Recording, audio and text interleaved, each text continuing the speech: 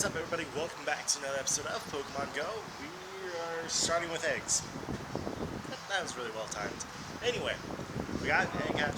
It's a ghastly. Here's what it is. That was actually pretty hot.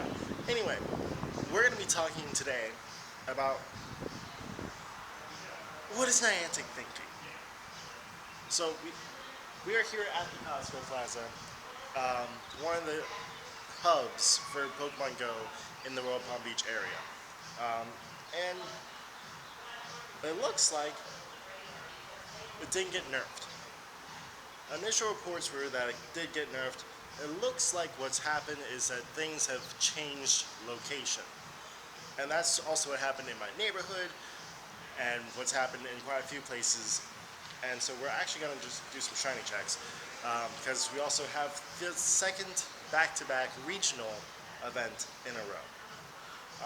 There's also an EX raid here, so this gym is closed, but there's some stuff to talk about. So let's go ahead, go over to the Go Hub where global spawn point reshuffle confirmed.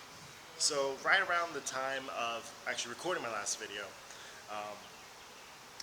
this happened, this shuffle, right around the start of the new regional event. So everything is based off of S2 cells, basically. And within those S2 cells, Niantic has decided to change how things work. Some things are still being researched, some things are still like, oh, what happened? But here is the hard data and what the data has shown since the reshuffle. The spawns have changed. Fact, okay?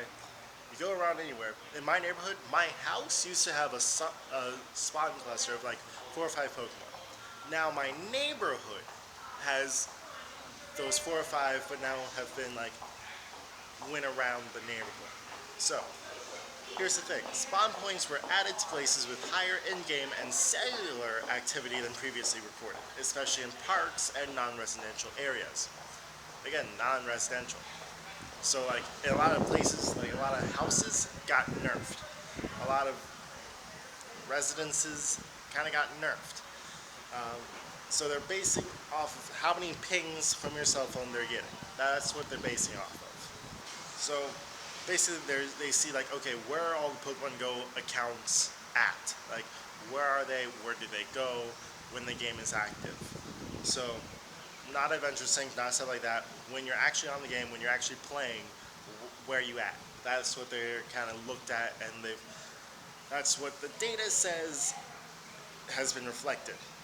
Spawns were removed or reduced from areas where Pokemon were overpopulated in respect to the player account. So, hidden gems. If you had a place that it was your secret grinding place, that maybe you and just a couple other people went to, but your whole community as a whole did not know about, that place probably got nerfed. So places like, there's a Lowe's and there's like a Best Buy in our area where apparently those parking lots were really good for Pokemon. But the larger community as a whole did not know about that because there weren't any Pokestops, gyms, etc. in those areas. So most people didn't go to those areas. Those places, after this reshuffle, got nerfed. So, some spawn clusters were reduced while others were doubled. The spawn at my house, reduced. So there were like 4 or 5 Pokemon there, now there's 2. Those 2 are now in different areas than they were before, which is kind of interesting to see, actually. So it's kind of like a hunt. I'll get into my opinion in a little bit. So S2 cells still very much influential, blah blah blah. We observed new phenomena about how new Pokestops will draw spawns from the neighboring areas. So it looks like there was also like a new wave of new Pokestops, new gyms a little while ago. Apparently some of those new stops have increased Pokemon from the areas around them, which is good for like this small little nest behind here. Is a nest. It used to only have 1 stop. It now has 2 stops. It should theoretically be seeing more Pokemon now. And then, oh yeah, there's also cluster spawns now coming in the shape of 4 apparently. And then apparently spawns still correlate to how the Ingress Prime XM works. So if you play Ingress, you can find the XM, and that shows still where spawns should theoretically be. But yeah, there's been a lot of backlash all over the place. But let's get into it. Let's get into the nitty gritty. So we're back in Pokemon Go now. Is it good? Is it bad? Overall, and according to like probably 70% of like Twitter posts I've read, because I've been on this, I've been looking and I've been trying to see what is Niantic thinking, because that's kind of like today's theme. Because there's a few things that I'm like, what is Niantic thinking? Darn it. So the new regional event. Let's talk about that while I'm trying to catch this Viper. Uh, what's Niantic thinking behind these regional events? This 5-day thing, this egg focused thing. Niantic knows that people are still gonna try and get shinies. Fact. People are still gonna try and get the new shiny thing. It's what we do collectively as a player base. So basically, we go around and we try to get these shiny Pokemon. So yeah, regionals, shinies, cool. Plus, there's the whole, we got this world tourism thing. World tourism probably saw Niantic makes money as a global population of player base, and was like, here, we'll fund some research into your next game, and just sponsor our stuff, make an event, whatever. Um, that's just a hypothesis. I'm not sure if that actually happened, but probably. That's probably why we have two back-to-back regional events, especially after there was so much hype about like, oh, there's 68 countries represented at GoFest. There's 90 GoFest Dortmund. We have Safari Zone this, Safari Zone that, blah, blah, blah, blah, blah. And each one has been bigger and better and just really cool. So it makes sense to have like a world tourism kind of thing.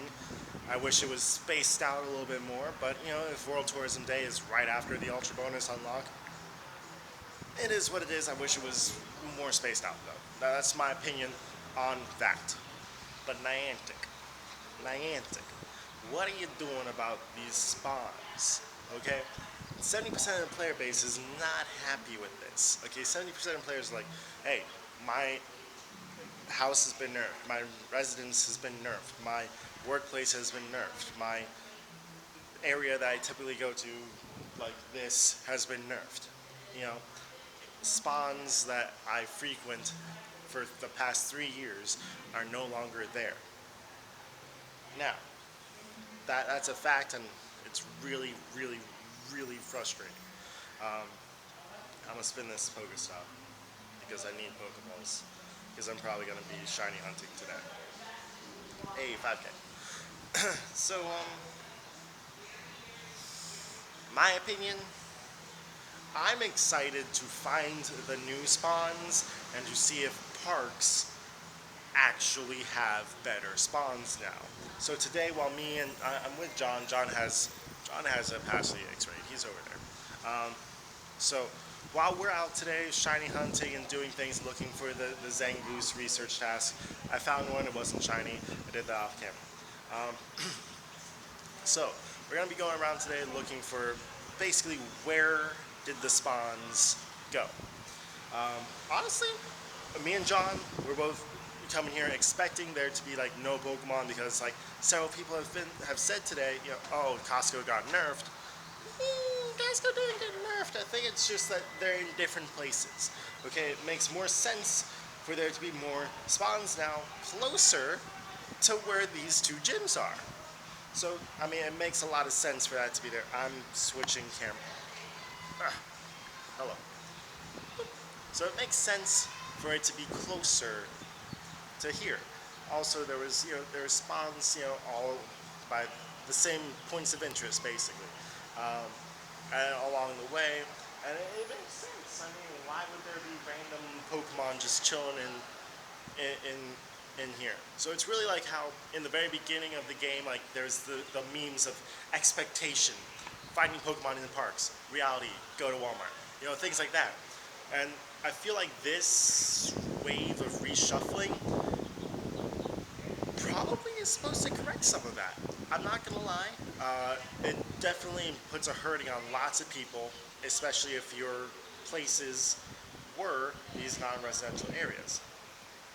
But we've been here for this one clip, and these are different spawns, 100%. These spawns did not used to exist like this in this area. So it's very interesting to see how these things work. Where are we gonna go? Where the spawns have been moved, where they've been added, things like that. So I'm looking forward to seeing this. But yeah, that's my hot take on what is Niantic thinking, because I'm still kind of like that. I'm still like, what are you thinking? Why are you doing this? It doesn't make sense offhand. But if you read like the 30%, there's a lot of people who are like, you know what, just wait. There might be some kind of new event. Maybe these spawns got turned off, and then during events they'll be turned on. You know, there's stuff like that. That could be a possibility. Giving players after 3 years of having nothing in their area, all of a sudden there's something in their area. Or just like today, I'm gonna go hunt for Pokestops and Pokemon and stuff like that. So like, I'm looking forward to it. It's about perspective. But again, Niantic, what do you think? Because not only did they do this with no explanation, nothing like that, they then drop a community note. Now usually these community notes happen and they explain why certain things are the way they are. So they dropped a community note. And it's about it's about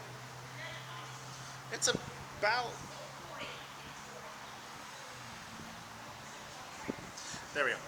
It's about there's a new combat system update. So a lot of it is very PvP based and trying to make things a little easier. So like under tapping and stuff like that is not going to be as much of a thing anymore. So that's like the big major thing. But then a lot of new things have been done to certain moves like Bubble Beam, Power Up Punch. Most importantly, Psychic, because Psychic now makes any Pokemon that has access to the move Psychic should now learn Psychic. If you have a Psychic Pokemon that doesn't know Psychic, but it has access to Psychic, you better use a Charge TM. That thing is powerful now. It is a 2-bar charge move with 90 power up pop, just under Side Strike in terms of damage output. Like Side Strike Mewtwo, still the king. But now, Psychic Alakazam is a darn good Pokemon. Anyway, we also have things like Snarl, and then we have a whole bunch of new moves coming to the game as well. So that's very cool. But again, why would you do this, Niantic? You had an opportunity. You were going to put out a community note, and you put out a community note about trainer battles when everyone is asking what happened to the spawns. So again, it's the theme. It's what are you thinking, Niantic? Anyway, that's going to be today's episode. There's a lot of questions to be asked. We'll see how it goes. And I'm sorry. And we'll see how things go. I mean, personally, I'm optimistic, and I'm going to take this as a chance to go hunt for new spawns, hunt for new areas. Maybe there's a park now that used to not be good that is now popping off, and we just got to go find it. Anyway, that's going to be today's episode. If you did like it, go ahead and smash that thumbs up button. If you're enjoying the series, please subscribe. And as always, God bless, and see you for another episode of Pokemon Go.